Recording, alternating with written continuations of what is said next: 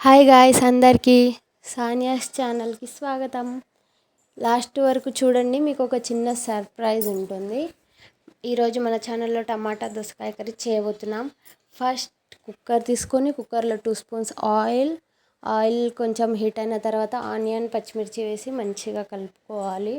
మగ్గిన తర్వాత ginger garlic paste పసుపు వేసి మంచిగా కలుపుతూ ఉండాలి. మంచిగా కలిపిన తర్వాత దోసకాయ ముక్కలు వేసి అది కూడా కలపాలి.